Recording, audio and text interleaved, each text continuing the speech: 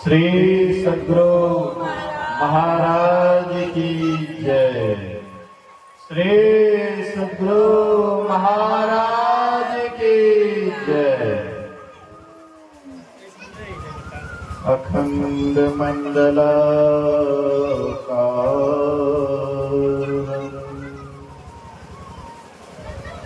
व्याप्तं येन चराचरं तत्पदं दर्शितं येन तस्मै श्री गुरुवे नमः। धन्य धन्य सतगुरु सुखद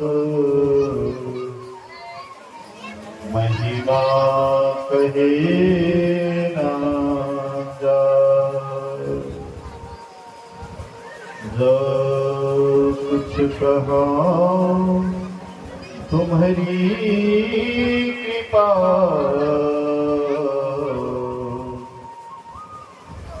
मौतें कछो न बसाए।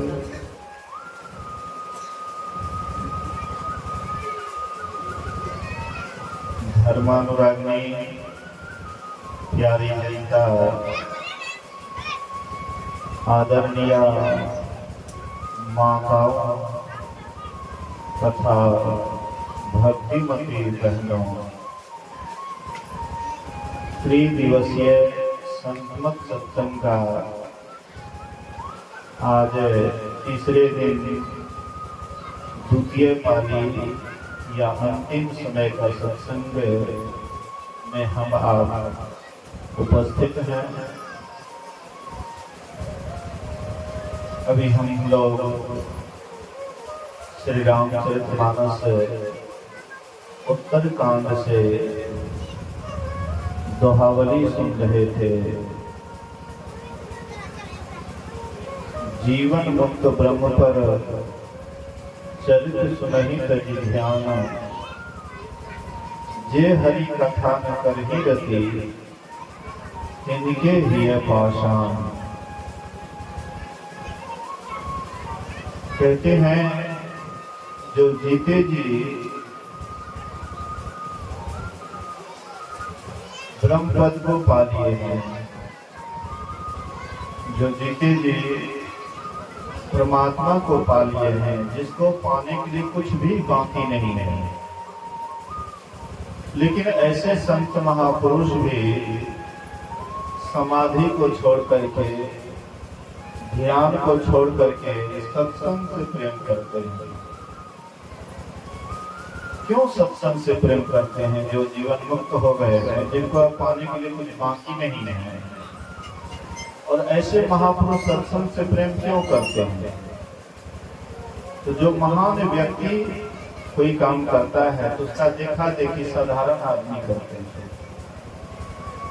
भगवान कृष्ण को पाने के लिए कुछ बाकी नहीं था, लेकिन वे भी हिंसर में जग करके ध्यान करते थे।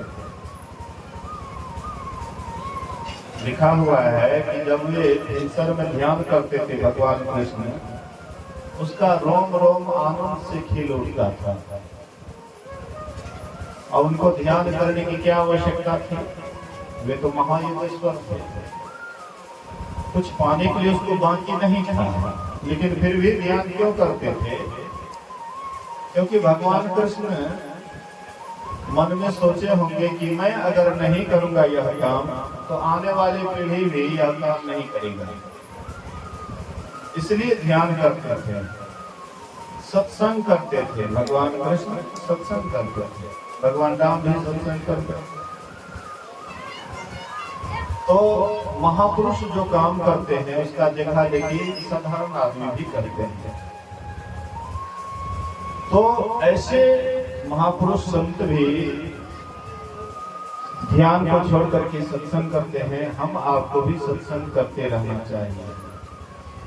गुरु महाराज जी जब तक शरीर में रहे तब तक सत्संग करते रहे। गुरु महाराज जी बहुत शरीर से कमजोर हो गए थे। किसी ने कहा हुजूर अब आपका शरीर बहुत कमजोर हो गया है, चलने फिरने लायक नहीं है, इसलिए आप सत्संग में नहीं जाइए। तो गुरु महाराज कहते हैं नहीं जा, सत्संग में नहीं जाएगा तो कौन जाएगा, नहीं जा सत्संग नहीं करेगा तो कौन करेगा। मतलब ऐसे पहुंचे हुए महात्मा भी सत्संग करते हैं, हम आपको भी करना चाहिए, क्योंकि सत्संग से ही ज्ञान होता है। सत्संग से, सत्संग क्या है, जैसे हम लोग ठाकुरबाड़ी में प्रसाद वितरण करते हैं, उसमें बहुत तरह का सब कुछ दे करके प्रसाद बनाया जाता है। ऐसे सत्संग में प्रत्येक ज्ञान मिलता है। सत्संग में जीवन जीने की कला सिखाया जाता है, संसार में कैसे रहना चाहिए यह सिखाया जाता है। ये सब ज्ञान सत्संग से ही होता है। इसलिए राम भगवान भी सत्संग का आयोजन किए, सभी प्रजाओं को बुलाए, सभी प्रजाओं को बुला करके भगवान श्री राम कहते हैं कि हे प्रजाओं, तुम लोग ऐसा मत सोचना कि कहीं मोह ममता में आकर के तुम लोगों को बुलाया है। वही मेरा सेवक है जो मेरे अनुशासन को मानता है। भगवान श्री राम सभी प्रजाओं को बुला करके उपदेश करते हैं। हालांकि उस सभा में बड़े बड़े ज्ञानी थे, बड़े बड़े ज्ञानी थे, एक पर एक पहुंचे हुए महात्मा थे, लेकिन औरों से उपदेश नहीं करवा करके और स्वयं भगवान श्री राम उपदेश करते हैं। बड़े भागे मनुष्य तन पावा, सुर दुर्लभ सर ग्रंथ ही गावा। भगवान राम कहते हैं कि तुम्हारा जो ये मनुष्य का शरीर है बड़ा भाग्य से मिला है। इस मनुष्य शरीर के लिए देवी देवता भी तरसते हैं, लेकिन उसको मनुष्य शरीर नहीं मिलता। महर्षि शाही स्वामी जी महाराज कहते हैं, प्रभु ने मानुष जन्म तुमको कैसा दिया, सोच रे मन से पाप भला क्या किया। प्रभु ने मानुष जन्म तुमको कैसा दिया, कितना सुंदर मनुष्य का शरीर दिया। सोच रे मन इसे पा भला क्या किया, इस शरीर को पा करके तुमने कौन सा भला काम किया। तरसते हैं जिसके लिए देवता, इसकी महिमा है कैसी तुम्ही अब बता। जिस मनुष्य शरीर के लिए देवी देवता तरसते हैं, परमात्मा से दिन रात प्रार्थना करते हैं कि हे प्रभु, हे परमात्मा, हमें भी मनुष्य का शरीर दीजिए ताकि आपका भजन करके, आपका भक्ति करके आपके पास चला आऊं। लेकिन वह देवी देवता तरसते हैं, लेकिन परमात्मा उसको मनुष्य का शरीर नहीं देता। और हम आप कितने बड़भागी हैं, कितने भाग्यशाली हैं कि हम आपको वह परमात्मा मनुष्य का शरीर दिए। ये मनुष्य शरीर क्या है, एक अवसर है भवसागर पार करने के लिए, 84 लाख योनियों को पार करने के लिए ये एक अवसर है। तो इस शरीर को पा करके, देव दुर्लभ शरीर को पा करके हम आप इसको क्या करते हैं, हम आप इसको ऐसे ही व्यर्थ गवा देते हैं। कुछ नींद में, कुछ भोग में, कुछ आलस में खोया, जब आया समय मौत का तब सिर धुन धुन करके रोया। ये जीवन जो है हम लोगों का, कुछ नींद में, कुछ भोग में, कुछ आलस में खोया। जब आया समय मौत का तब से धुम धुम करके रोया। ये शरीर ऐसे ही व्यर्थ हम आपका चला जाता है, लेकिन इस शरीर से सही लाभ नहीं ले पा रहे हैं। हम आप इस शरीर को पा करके आहार, निद्रा, भय, मैथुनन तो सामान्य में पशु भी नरानाम ज्ञानम नरानाम अधिकम विशेषो ज्ञाने हीना पशु भी समाना। ये शरीर से क्या करते हैं? तो आहार, भोजन करते हैं। इस शरीर में आकर के नींद लेते हैं। आहार, निद्रा, भय, प्राण का डर भी है कि यह शरीर कहीं छूट न जाए, प्राण का भी भय है। मैथुन संतान उत्पन्न करते हैं। ये चार ही कामों में जिसका समय बीत रहा है तो कहते वह मनुष्य और पशु में कोई अंतर नहीं है। चार काम पशु भी करता है।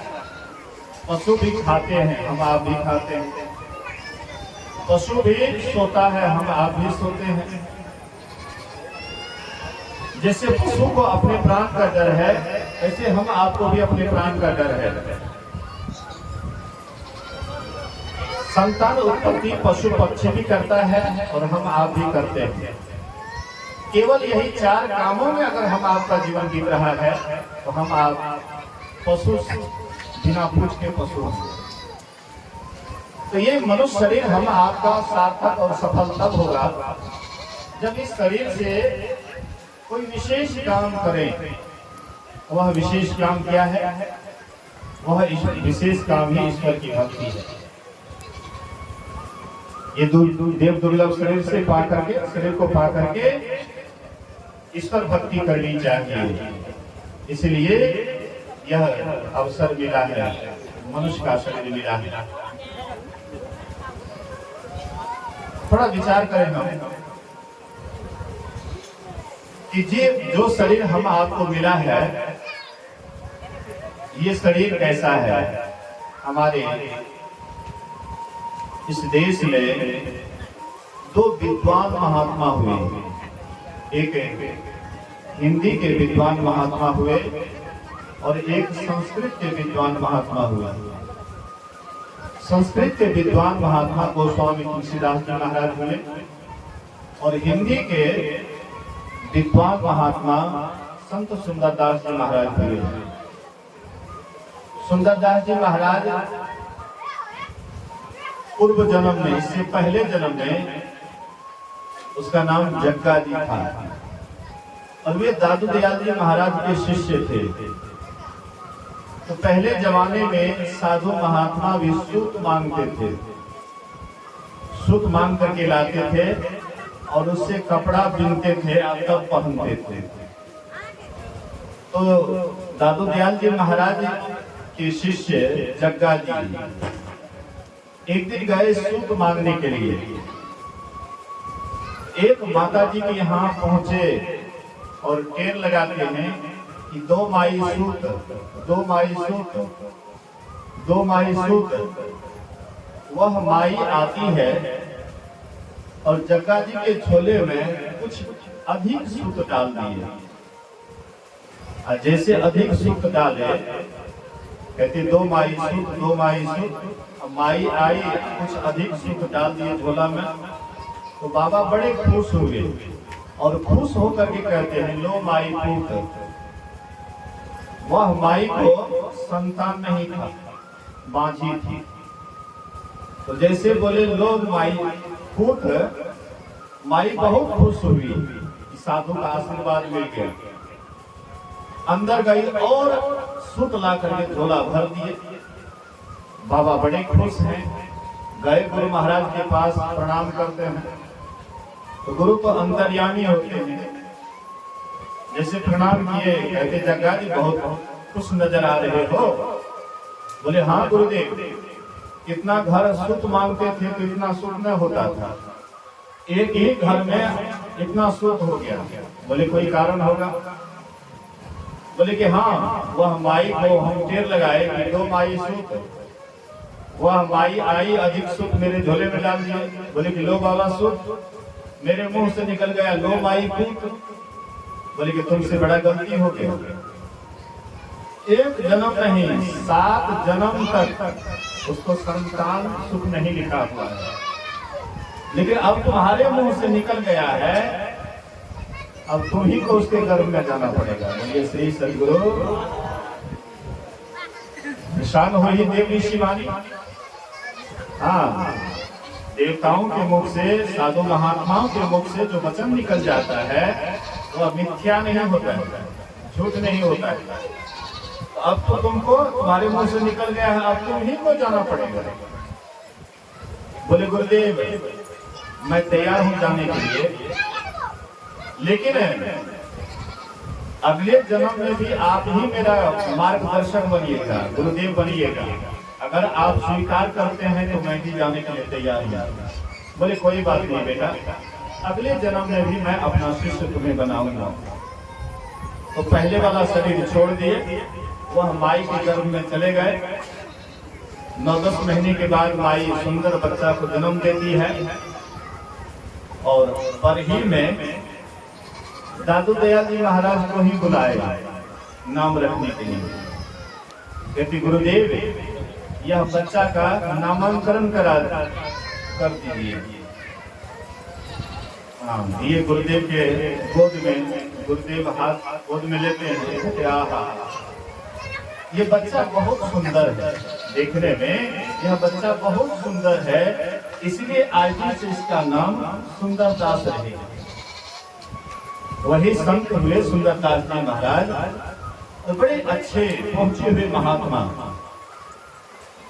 वे उनके वचन में है, जा शरीर माही तू अनेक सुख मानी रही हो, ताही तू विचारिया में कौन बात भली है, नेत मज्जा मांस रग रग में रक्त भरियो, पेट हो पिटारी सी में ठोर ठोर मलो है, मुख हारन के नैन नाक, हाथ पांव सो सब हारन की नली है, सुंदर याही देखी जनी भूले कोई, भीतर भगाड़ बड़ी ऊपर से कली है।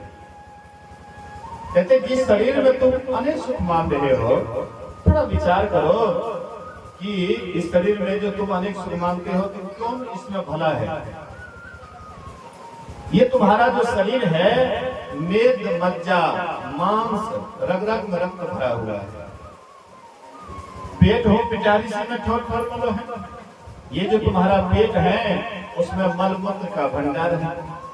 हम लोग कितना ही सुंदर भोजन करते हैं, लेकिन वह पच करके क्या निकलता है, जिसके तरफ हम झांकते तक नहीं। एक गुरुजी अपने शिष्य से कहते हैं, बेटा जाओ बाजार, अब बाजार से खराब वस्तु खरीद करके लाओ। तो शिष्य गए बाजार, एक दुकानदार भाई को 100 रुपया देते हैं और कहते हैं हमको खराब वस्तु दो। दुकानदार झुझला करके कहता है कि मेरे पास खराब वस्तु नहीं है, जाओ यहाँ से भागो। मेरे पास जो भी सामान है सब बढ़िया सामान है, खराब सामान नहीं है, खराब वस्तु नहीं है, जाओ यहाँ से भागो। दूसरे दुकानदार के पास गए, उनको भी रुपया देते हुए कहते हमको खराब वस्तु दीजिए। वे भी फटकारे, मेरे पास खराब वस्तु नहीं, जाओ भागो यहाँ से। तो ये निराश होकर के अंत में लौट रहे थे, उधर से कोई सज्जन आ रहे थे। तो कुछ देखते हुए सज्जन जो आ रहे थे तो नाक बंद करते, नाक सिकुड़ते हुए कहते छी छी छी, बड़ा खराब वस्तु है।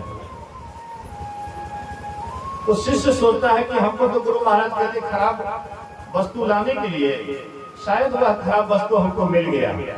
उनके पास गमछी था, गमछी बिछाए, जैसे वह खराब वस्तु को उठाना चाहते हैं, वह खराब वस्तु से आवाज होती है, ए मूर्ख तुम मुझे खराब वस्तु समझ रहे हो। एक दिन में फल फूल के रूप में था, शिव संतरा के रूप में था, तुम हमको पेटारी में बंद करके रखा था। एक दिन में रसगुल्ला पेड़ा के रूप में था, मिष्ठान के रूप में था, तुम हमें शीशा में बंद करके रखता था। एक दिन में अन्न के रूप में था, तुम मुझे ठेक कोठी या ड्राम में बंद करके रखता था। अफसोस मैंने तुम्हारा साथ दिया और तुम्हारे ही साथ के कारण आज मैं खराब बनकर के यहाँ बैठा हूँ। खराब मैं नहीं, खराब तुम हो। मतलब ये मनुष्य का शरीर ही सबसे खराब है। आप सुने हैं कि कोई प्रधानमंत्री या मुख्यमंत्री कोई ऐसा फैक्ट्री बनाया है जिसमें केवल 100 लघु शंका ही बनता हो। सुने हैं लेकिन पेशाब ही जिस फैक्ट्री में बनता हो, कहीं सुने हैं। लेकिन ये शरीर कैसा है जिसमें लैट्रिन पेशाब ही केवल बनता है, और जहाँ लैट्रिन पेशाब बनता है वहीं पर हम आपका निवास है। कितना बढ़िया जगह है। जहाँ पर लैट्रिन बनता है, पेशाब बनता है, और वहीं पर हम आपका निवास है, तो कितना बढ़िया जगह निवास है। मतलब नरक से भी गया गुजरा, नरक से भी गया गुजरा जगह है, लेकिन फिर भी बहुत बढ़िया लगता है। क्यों बढ़िया लगता है? जो जगह पर आप बराबर रहिएगा, वो जगह पर रहते रहते आदत पड़ जाता है, वही जगह सबसे सुंदर लगने लग जाता है। इंद्र को शाप मिला था, वे चले गए सूअर के शरीर में। सूअर का जानते हैं ना कैसा भोजन होता है। सूअर के शरीर में चले गए, और सूअर को एक बार में 16 बच्चा, अब कहीं 4 बार हो गया तो 16 चौका 64। संतान के याद में, बाल बच्चे की याद में आपका शरीर छूटेगा, सूअर में चले जाइएगा। पति के याद में शरीर छूटेगा, कुटिया में जाइएगा। मतलब अगर साधु महात्मा की याद में, सत्संग ज्ञान की याद में, संत सदगुरु की याद में अगर आपका शरीर छूटेगा, तो मनुष्य शरीर निश्चित मिलेगा। इसमें कोई दो बात नहीं। इसलिए साधु संग की वासना अधिक अधिक पूरा होए। सजवाई कहती है जिनके अंदर में साधु संतों की वासना होती है, उसको मनुष्य शरीर मिलता है और फिर भक्ति भी प्राप्त हो जाता है। इसलिए तो कहने का मतलब है कि ये शरीर कैसा है? लैट्रिन पेशाब बनाने वाला कारखाना है। लेकिन वहीं पर हम लोग पड़े हुए हैं, आदत पड़ गया है। एक राजा साहब गए शिकार करने के लिए जंगल, और संजोग से एक महात्मा जी से भेंट हो जाती है। तो महात्मा जी से कहते, महाराज आपको बढ़िया से रहने के लिए घर नहीं है, पहनने के लिए कपड़ा नहीं है, हाँ, सोने के लिए बढ़िया से व्यवस्था नहीं है, चलिए मेरे यहाँ 2 मंजिला मकान है, एयर कंडीशन है, चारों तरफ चंपा चमेली गुलाब रंग बिरंग के फूल खिले हुए हैं, महाराज चलिए मेरे यहाँ। तो महात्मा जी कहते हैं तुम्हारे महल से ऋषियों की दुर्गंध आती है, इसलिए मैं नहीं जाऊंगा। कहते महाराज क्या बात करते हैं, हमारे महल के चारों तरफ चंपा चमेली गुलाब आदि रंग बिरंग के फूल खिले हुए हैं, आप कहते हैं ऋषियों का दुर्गंध। बोले राजा चलो मेरे साथ। तो राजा को साथ ले लिए महात्मा जी, चले पूर्व की तरफ। पूर्वा हवा उधर से चल रहा था, चमारों की बस्ती थी जहाँ पर चाम का काम हो रहा था।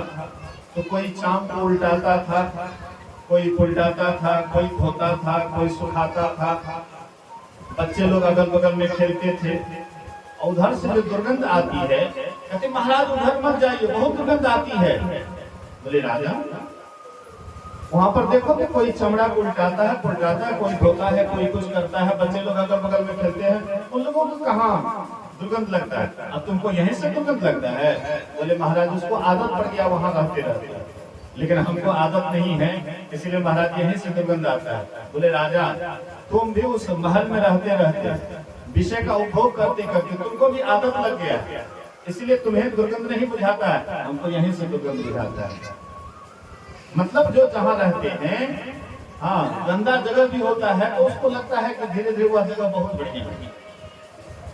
एक गोढ़ी माई थी, मछली बेचने के लिए बराबर जाती थी हाट। एक दिन हाट गई, विलम्ब से मछली बिक्री होने के कारण विलम्ब से लौट रही थी। तो रास्ता थोड़ा एकांत था, जंगली रास्ता था। तो सोची कि रात हो गया है, घर जाने में बहुत प्रॉब्लम होगा। रास्ते में एक महात्मा जी का कुटी था, सोची कि रात में यही विश्राम कर लेते हैं। और सुबह में फिर चले जाएंगे। अब महात्मा जी कहें कि खंचा वगैरह देख लेंगे तो रहने के लिए नहीं देंगे, तो बाड़ियों को उधर रख दिए दूरे में। और आए बाबा, बोले कि बाबा मैं गई थी हाट और विलम्ब हो गया, इसलिए मैं अकेली हूँ, जाने से घर जाने से लाचार हूँ, जंगली रास्ता है, इसलिए बाबा रात में मैं यहीं विश्राम करना चाहती हूँ।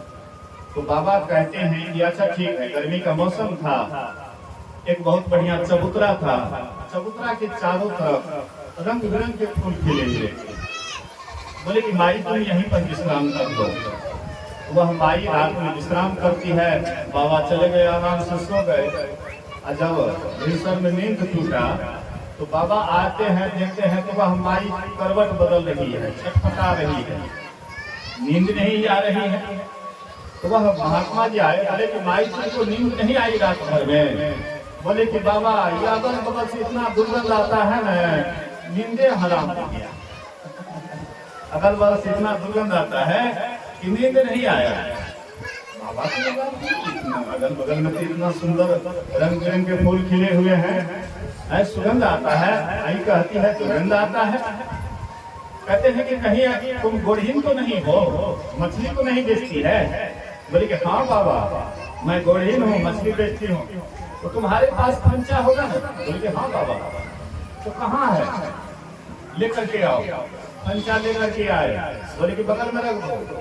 खंचा बगल में रख दिए, तुरंत वो हमारी एकदम प्रगाढ़ निद्रा में चली जाती है, आराम से सो गई, क्योंकि आदत पड़ा हुआ था दुर्गंध का, तो सुगंध अच्छा लगेगा। जहाँ पर जो रहता है आदत पड़ने के बाद वही उसको सुगंध हो जाता है, दुर्गंध ही सुगंध हो जाता है।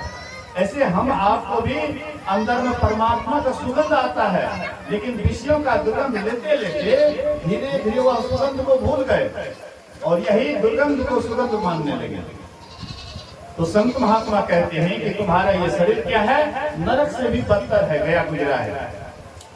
कबीर साहब से किसी ने पूछा कि बाबा लोग इसको कहते हैं नरक है, गया गुजरा है, तो आपका इसमें क्या विचार है?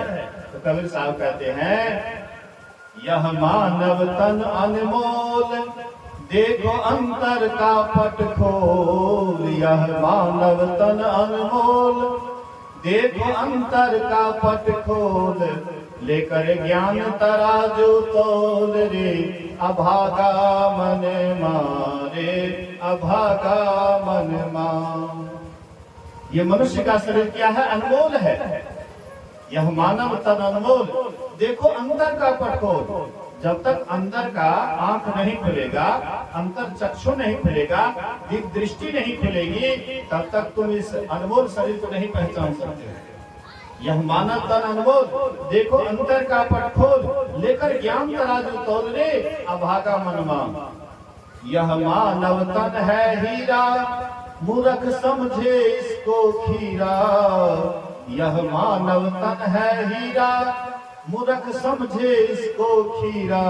हमरा देख देख आवे पीरा रे, अभागा मन मारे, अभागा मन मार। ये मनुष्य क्या है? हीरा है हीरा, लेकिन मूर्ख समझे इसको खीरा।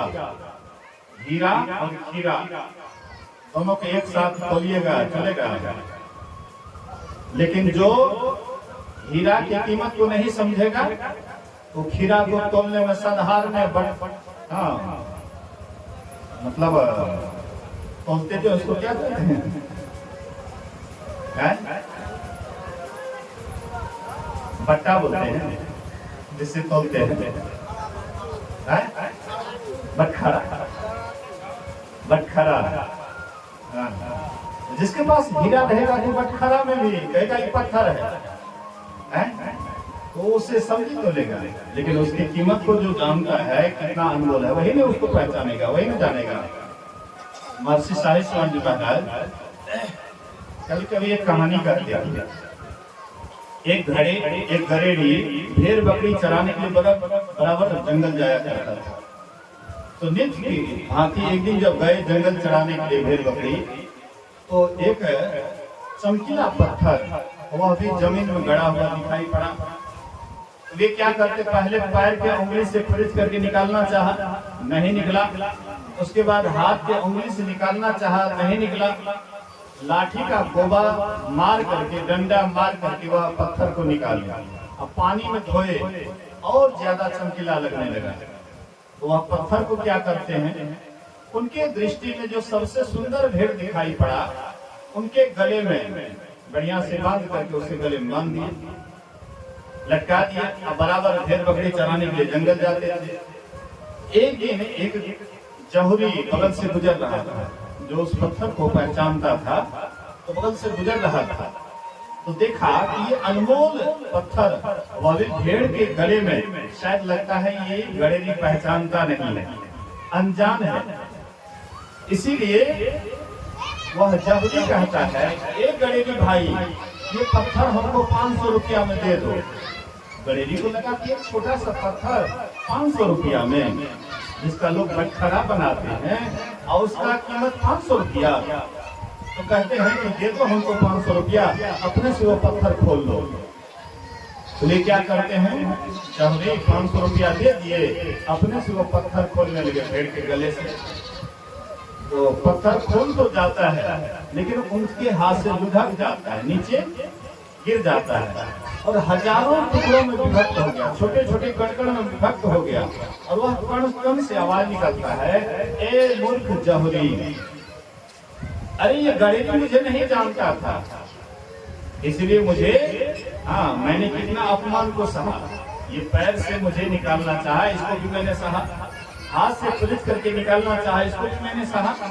उसके बाद लाठी का गोबा भी मैंने खाया, और फिर मुझे रस्सी में डाल करके भेड़ गले में डाल दिया, इसको भी मैंने सहा।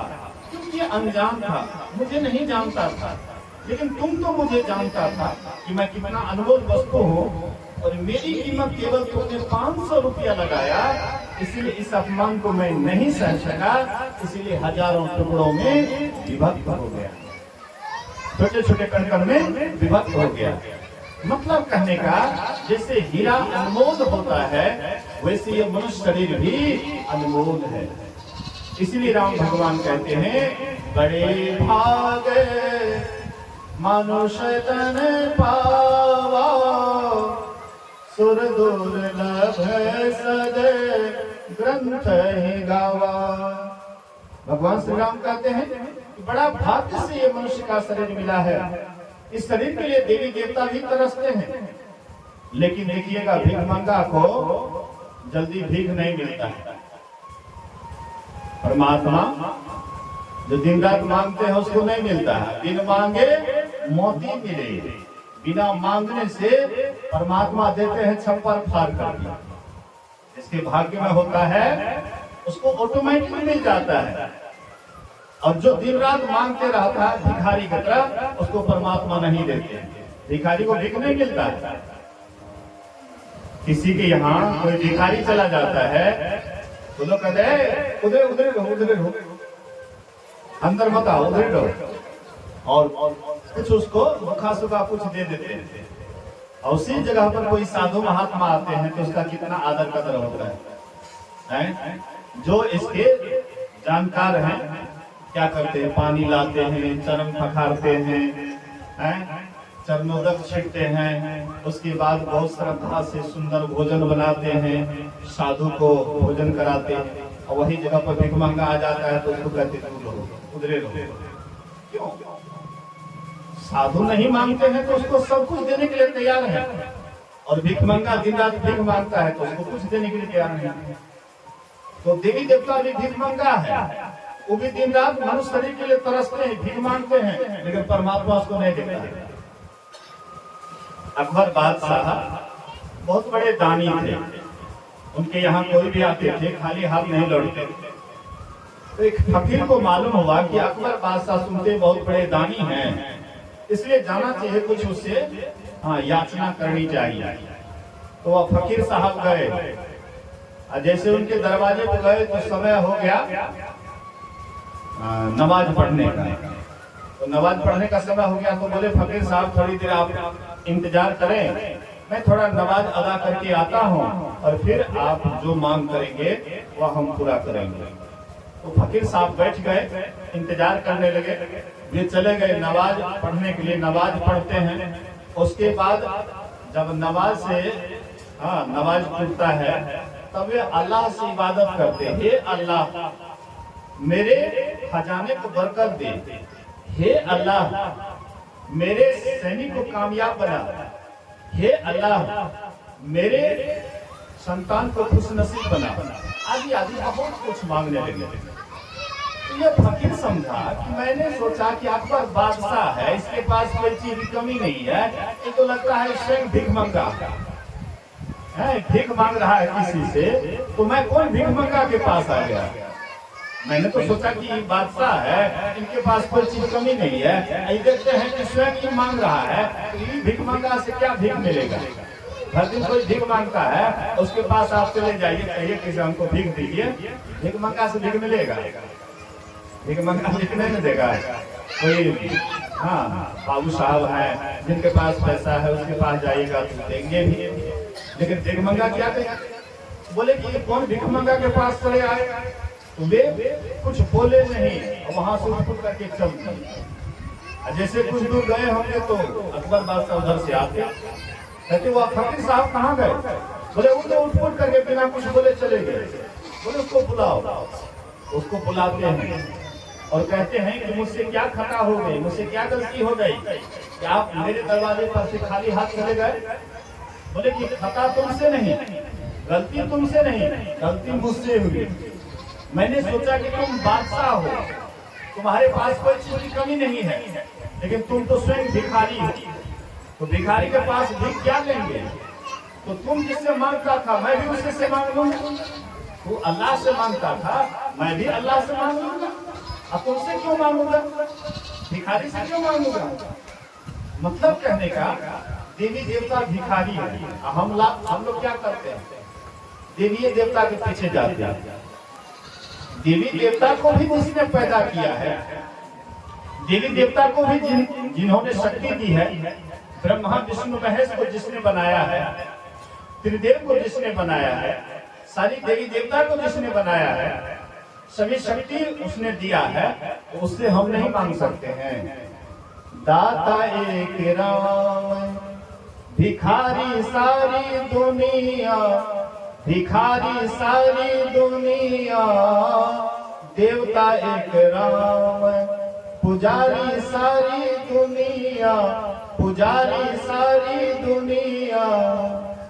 दाता एक राम, एक परमात्मा, राम से मतलब एक परमात्मा ही दाता है, सबको देने वाले, जो जैसा जो मांगता है सबको सब कुछ देने वाले हैं, वही एक दाता है। बाद बाकी तो सब भिखारी है। देव तनुज मुनि नाग मनुज सब माया दिवस बिचारे, तिनके हाथ दास तुलसी कहा, प्रभु कहा अपने पुहारे। गोस्वामी तुलसीदास जी महाराज कहते हैं कि किससे मांगूंगा।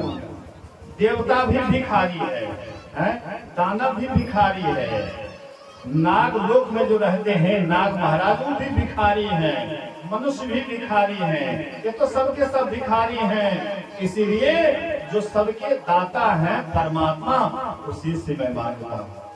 वही परमात्मा से मांगिए, लेकिन परमात्मा से मांगिएगा तो क्या मांगिएगा, ऐसा मांग मांगिए कि एक ही मांग में आपका सब मांग पूरा हो जाए। नहीं, एक ही मांग में सभी मांग पूरा हो जाए, ऐसा मांग मांगिए। नहीं तो बड़े के पास जा करके असाधारण छोटा चीज मांग लीजिए, बाद में सोचिएगा कि ओह गए तो बड़े मालिक के पास, अब मांगे तो ये साधारण चीज, राजा के मटिया दो, कैसे कहते हैं, गए तो इतने बड़े राजा के पास गए, वो भी मांगे तो साधारण चीज।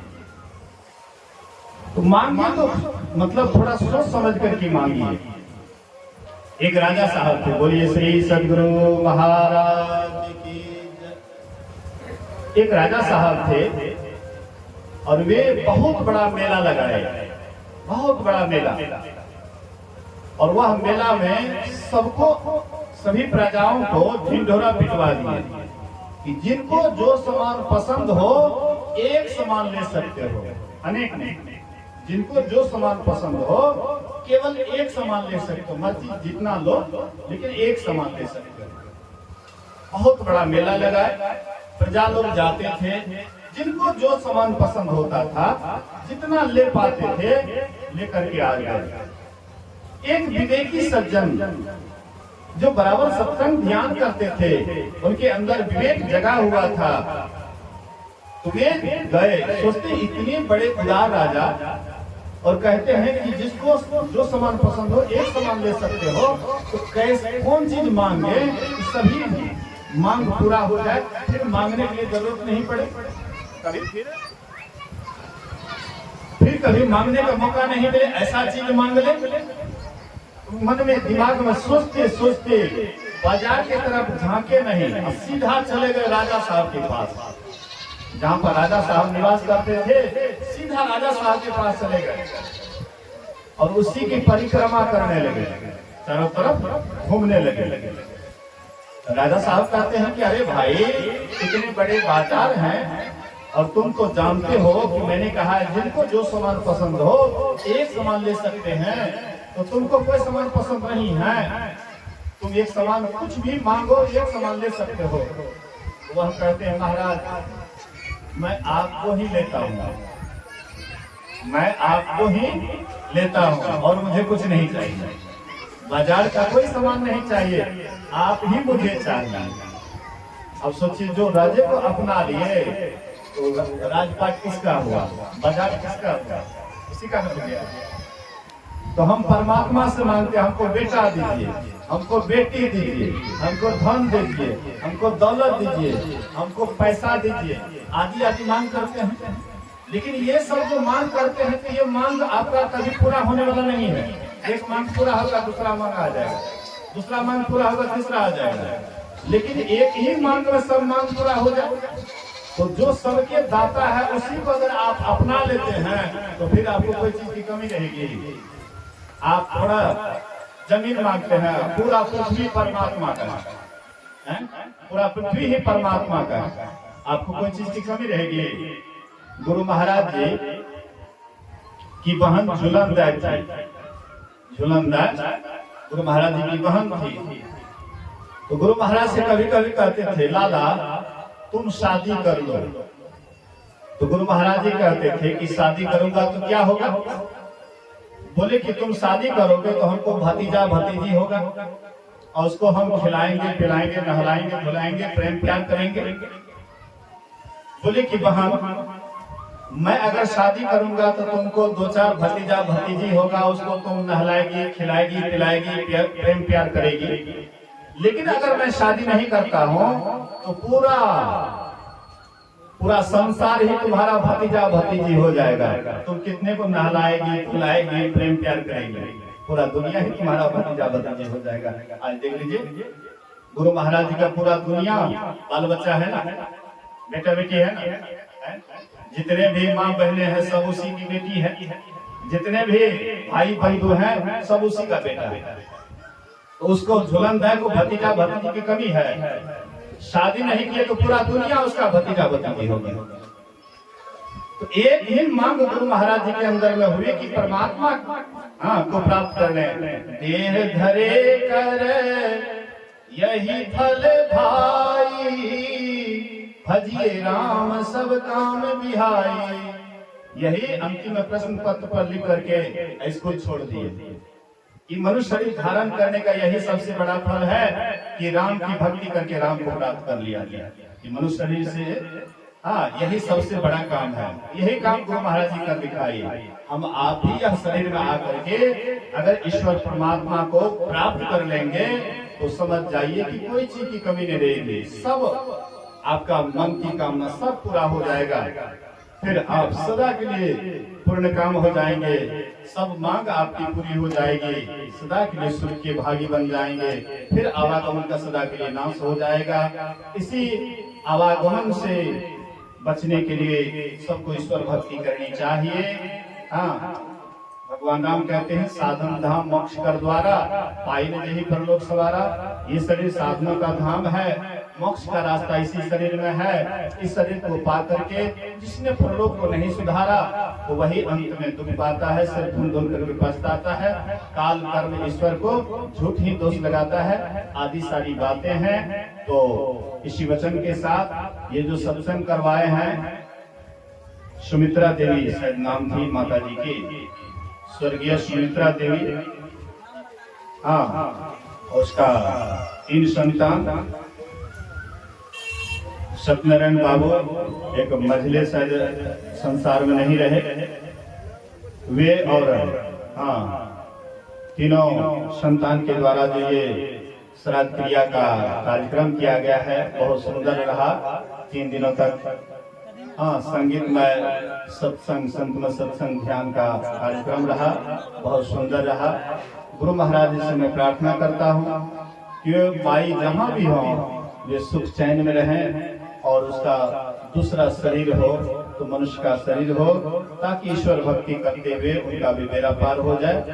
तो आइए, मैं पहले भी अनुरोध किया था कि 3 दिनों से ये तीनों में से कोई नहीं बैठे सत्संग में, अभी भी शायद आंगन में अब क्या करें नहीं करें पता नहीं। हाँ, ये लोग अभी कुछ भजन हो रहा है, तब तक मैं सब कोई, जितने भी कुटुंब परिवार के लोग हैं, सब कोई आकर के बैठिए, सब कोई आकर के बैठिए और श्रद्धांजलि के बाद आप लोगों को जितना जो जो काम करना है खूब करते रहिए, कौन मना करता है, लेकिन श्रद्धांजलि करने के बाद कीजिएगा। तो सब आदमी जब तक में 1-2 भजन होता है तब तक में आप लोग जल्दी उपस्थित हो जाइए। बोलिए श्री सद्गुरु महाराज की जय।